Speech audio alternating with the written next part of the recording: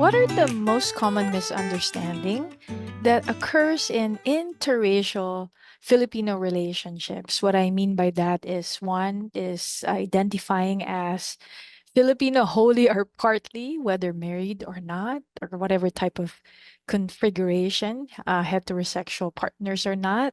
The point being that it's two cultures or more trying to understand each other, but such difference can also cause a culture clash. Let's explore this together. Are Filipinos truly bilingual? We use the same language at home but speak in love languages foreign to each other, together but separated. Kamusta? I'm Roanne, licensed psychotherapist mom, immigrant twice, first generation Pinoy raising my mixed Filipino American children in America. I found that after visiting 500 Filipino homes, I continue to be a student of the culture. In this podcast, we would be seatmates in this beautiful cultural classroom. And by the way, did I tell you I need my kaping barako straight from Batangas before each class? If you're interested in learning the deep intricacies of the Filipino culture, especially as it merged with American culture, talks about trauma-informed care and deepening your Filipino relationships across generations, which includes my fave topic, Pinoy love languages, you're in the right place. This episode is brought to you by the masterclass called Pakikiramdam, Attunement and Anatomy of Filipino Affection. Here's a review from a student. This course is the most thorough class I've had with the concept of pakikiramdam. I highly recommend it who wants to learn more about Psikolohiyang Filipino. That's from a PhilAm psychologist. Thank you so much. If you're interested, check the link in the show notes. Kamusta everyone? Welcome to the Pinoy Love Language podcast. This is your host, Roanne Digia Samos. Kamusta? Sana ay nasa maayos kayong kalagayan. I hope you're doing well. First of all, let me quantify what I mean about Filipinos. Every Filipino is different, so I want to just say that. And if you have been listening, when I say Filipinos, the Filipino, obviously that is doing a broad sweep and talking about generalization. It is impossible for anyone to talk about the individual differences. So I want you just to notice patterns and trends. In today's episode, I'm talking about Filipinos who might have been brought up in the islands. They grew up there, or it could be someone who grew up in America, but maybe they are in a more closed system dynamics in which growing up, they just mainly mingle with their parents' Filipino friends. So it's a closed system. And it doesn't mean they didn't interact with other people, but they watch Filipino shows. Um, it could also refer to individuals whose mothers use pakikiramdam. If you're not familiar, check out the class on pakikiramdam. I think it's the most misunderstood Filipino core value and the Filipino culture, and one that is just opposed to the core value emphasized in the American culture. So if you're interested, just check the link. But mothers who use pakikiramdam, if you had a mother who used pakikiramdam heavily, in general, is talking with your bodies using a lot of nonverbal cues. And even though you might get irritated by this style of communication, I noticed some that because they get irritated so much, they put so much effort to be in the opposite of pakikiramdam, meaning they might be so heavy with using their language. And so anything that is the extreme opposite, it is likely that you're operating from a place of fear. You could actually be both because most humans, in fact, in studies, they would say that 80%. Now, I don't know how they measure that, but just logically, we use more of our bodily expression in communicating and not just by our verbal assertion.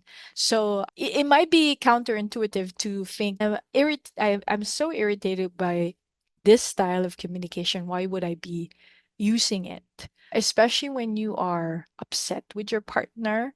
You might go by reflex and what was taught to you as a child, a style of communication, including the one that you prefer not to use or not to be used on you. So not every Filipino again is the same. So I am just saying that likely if you're talking about interracial and a different communication style, if you are more westernized, you're more forefront with your thoughts and pretty well versed in articulation, this might not be an issue for you. So you can skip this episode, but you could share with your friends.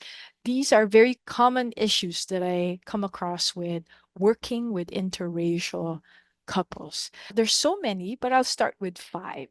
First, I just mentioned it that your Filipino partner, now I said mainly or partly, even if you are 116 Filipino, if you identify, okay, that definition I leave up to you.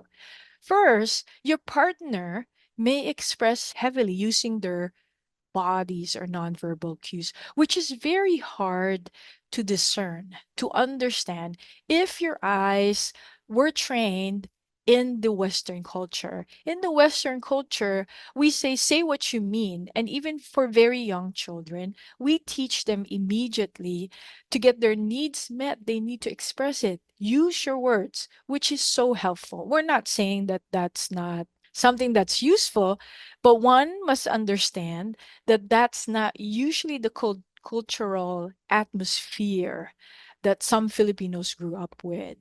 We may use the Pinoy love language. If you're not familiar, I have this ebook. It's called Pinoy Love Language. It's a collection of different ways that Filipinos seek and communicate affection. One of which that's very common in interracial relationships is tampo. When your Filipino partner is making tampo, they really are making tampo because you are important to them. I've never heard of it that you would make tampo and the person is of no value to you or it's not important to you. So tampo is not truly being angry, it's getting your feelings hurt. And it depends on the person's personality. There's different manifestations of tampo. Somebody might do silent treatment. Somebody might just do the bog. The bog is when you carry usual things like a pen, for instance, and suddenly you put it on the table, but heavier. Like it's almost like there's a force there. So you're asking for attention to be noticed without using your words.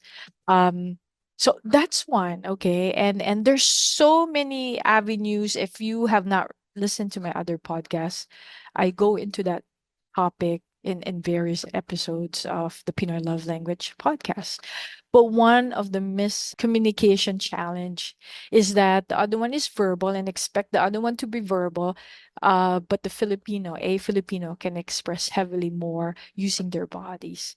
The second one is that a Filipino may view repetition of action as sincerity. Let me explain. It is very important in the Filipino culture to be polite. So the first thing that if you were visiting and group of people are eating, they'll say, "Oh, kain na, kain na." Now, most of the time they're sincere, but also it could be even if they don't have much to eat, they're being polite.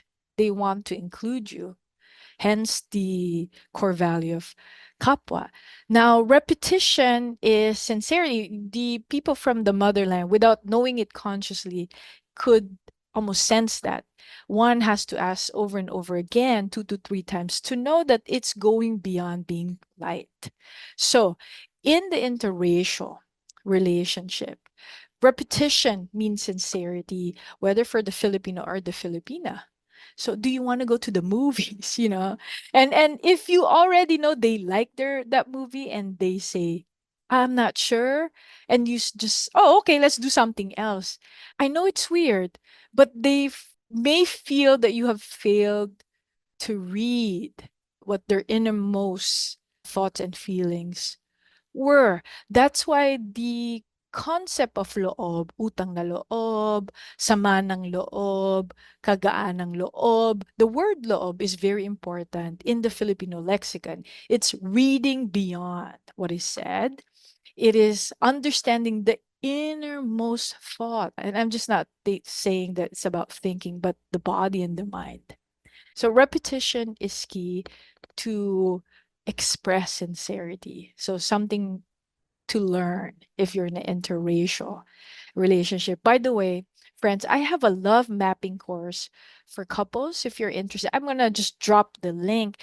I made this really interactive. So both the Filipino and someone from a different culture, but even if you are marrying a Filipino American, this might be helpful to you, but the course is very interactive. So if you're one who just want to sit down and hear me talk, it's not for you. But if you're one where you want to learn really using experimenting with your partner and having an adventure, check it out. I'll drop it in the show notes. So now we're in the third one. So we talk about we heavily express with our bodies, viewing repetition of action as sincerity. The third is the response no does not always mean no. It could mean not yet. I'm thinking about it. Ask me again. And it piggybacks on the second point where are you sincere? And if you're sincere, you're going to ask me again. Do you really want it or you're just doing it to please me? Are some of the questions of the innermost thoughts and feelings of a Filipino. So if you are with someone Filipino Filipina, understand this. That no does not always mean no. You could expound on your question. What do you really mean by that? Are you sure? And so repetition again, it goes back to repetition is an expression of sincerity. So I hope that's helping you out. Like I said, I'm just talking about four things today. These are the major things. And if you're interested, send me a message. Let me know. Tell me, Roanne, share more. There's so much more. The fourth one, because we use our bodies to communicate, sometimes we need more time to articulate verbally. And I find the frustration of someone marrying, let's say, a Filipino Filipino, that they want to resolve the issue by just talking about it. The a Filipino might not be as trained or conditioned to almost confront what is happening in the moment verbally. It is very overwhelming to the nervous system. This is what I'm finding. It becomes so overwhelming. The confrontation steers the nervous system. And just give your loved one space. Now, this is the tricky part. If you give them too space, they might misconstrue that as too much space, like you don't care about them. Like the word we say, bahala na, kanya-kanya. Let's do it on our own. So you might want to say, okay, I'm just gonna give you space and I'm just here when you need me.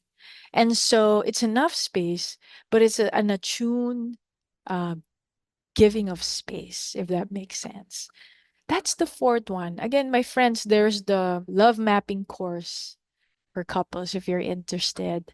The fifth one that I'm going to share, the last one for today, is because the Filipino culture is collective, corroborative evidence usually works. Okay. What I mean by that, and this could be very irritating because usually a Filipino might say, sabi ni, someone said, according to your uncle, narinig ko nga, I also heard it from your tita. This is corroborative evidence. And sometimes you hear it enough, people think it's the truth. Not to argue whether it's true or not is not that's entirely not the point.